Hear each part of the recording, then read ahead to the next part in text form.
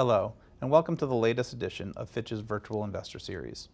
I'm Kevin Kendra, Managing Director and Head of the US RMBS Group. Today I'm joined by Rachel Noonan, a Senior Director in the RMBS Group, and Bain Rumohr, a Senior Director in our Non-Bank Financial Institutions Group. Today we're going to discuss North American RMBS and the housing markets. Fitch updated its global economic outlook with a sharp downward revision for the U.S. economy through 2023. We now expect policy interest rates to end the year at or above 4% and remain there through the end of 2023. Our economists are expecting a mild recession in the second and third quarter next year, triggered by rising unemployment. So let's get started. Rachel, how does Fitch's sustainable home price view align with or tie up with our global economic outlook and Fitch's view on the U.S. economy? Yeah, that's a great question. And obviously, we're continuing to see volatility in the market with rates and home prices. And currently, Fitch is estimating at a national level about 12% overvaluation across the U.S. And in fact, in about 60% of the MSAs across the U.S., we estimate that to be 10% or more. So we are starting to see things flatten a little bit, especially out west. You know, we're starting to see some regional pockets where we're seeing that flattening in home prices now. We're continuing to see some movement outside of places like California and New York into places like Florida and the Carolinas. But where we're seeing the opposite sort of happen is with rents, and we tend to see a lag between home prices and rents. Rents tend to go up when wages and compensation go up, which is exactly what's happening. So for the next couple of months, we are still expecting that sustainable line to go up, because while we're seeing home prices start to flatten, rents have been increasing quite steadily, which is going to keep that sustainable line up. Thanks. And how does the potential for a housing downturn actually impact Fannie Mae and Freddie Mac, Bain? Great. Thanks, Kevin. Thanks for the question. So our view is that Fannie and Freddie collectively would be able to handle or manage a housing price correction in the context of their balance sheet strength and overall business model.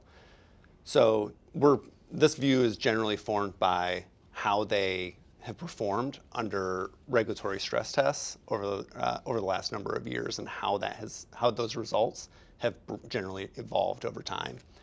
This last year, or this last stress test go around, the results were just released this summer.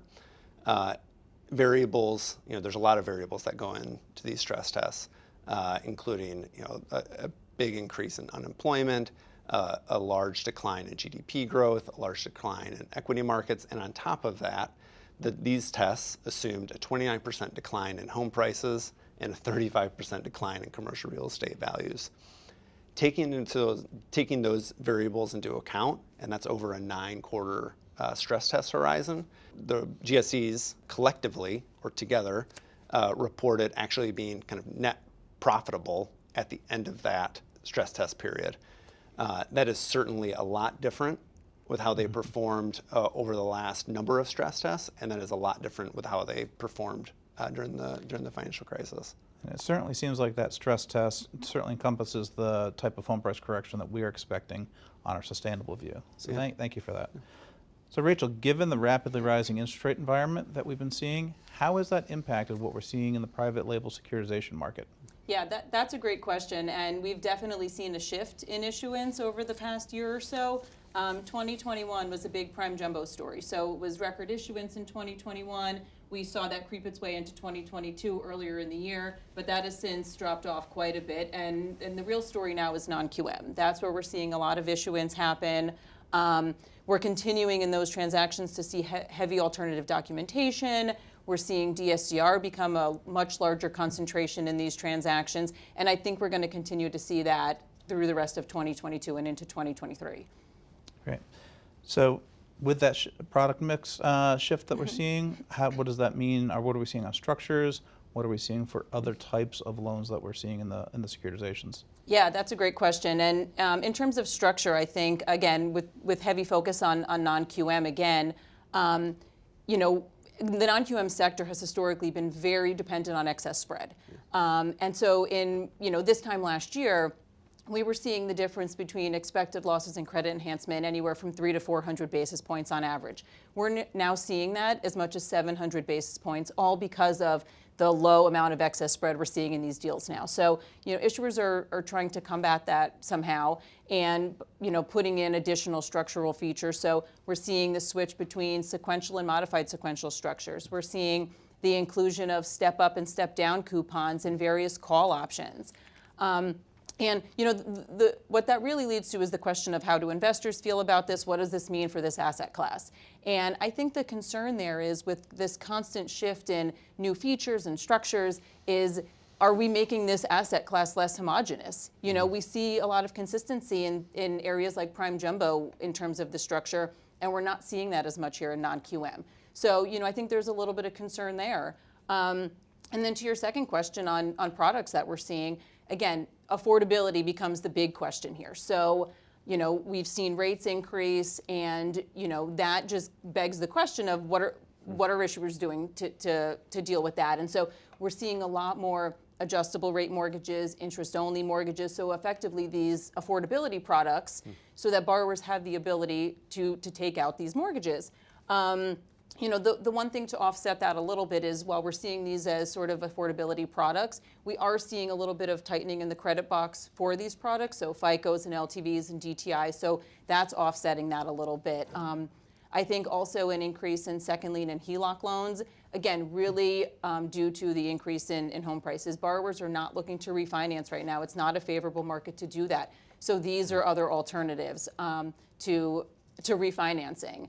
And lastly, I would say, we're starting to see more things like second homes creep into our deals. Again, as a result of COVID, borrowers were looking for alternative options, somewhere to go when they were in lockdown. So we're starting to see a lot more of that creep into the PLS space right now. Thank you. So it sounds like more affordability products. However, they're still maintaining discipline on the credit profile, on the credit box. So Bain, when we think about affordable and equitable housing, I mean, that's a big part of the housing policy coming from the administration. Yeah. What are we hearing from the GSEs on that front? Yeah, great, and thanks for the question. And absolutely, kind of, I think at the forefront of those in the housing world's minds at this point, just given what housing prices have done. Rachel has talked about that, and now what rates are doing just puts a stress on house affordability. This has been a long-running goal of the GSEs. Housing affordability is kind of in their DNA. So this summer, when they came out with these equitable housing finance plans, each one of them submitted these plans as directed by the director of the FHFA, which is the regulator.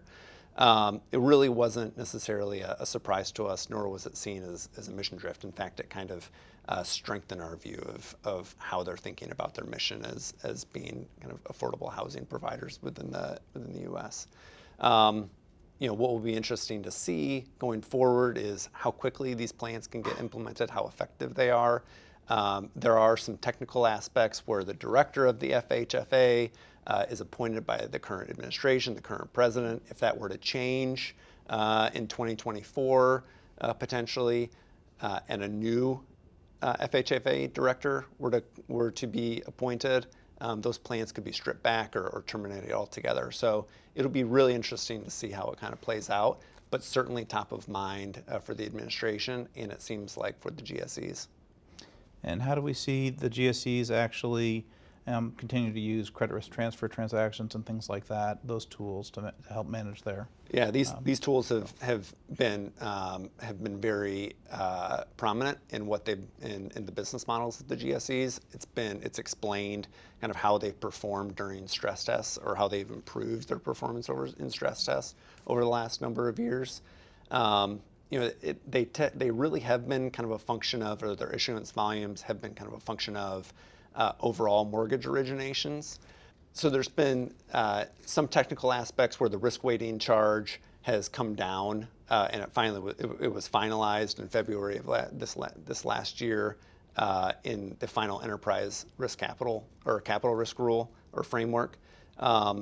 So we do expect Fannie Mae especially over the remainder of this year and into next year to be a little bit more active in the CRT market, and Freddie Mac maybe being a little bit more correlated, their CRT issuance volumes being a little bit more correlated to overall mortgage origination volumes. But we'll get more information on that as 3Q earnings come out at the end of October. Great. Thank you for the insights, Bain. Thank you, Rachel. And thank you for joining us today. For more information on North American RMBS and Fitch's view on the GSEs, please visit fitchratings.com. If you have questions on the topics we discussed, please send an email to the address on the screen. Thank you again for watching.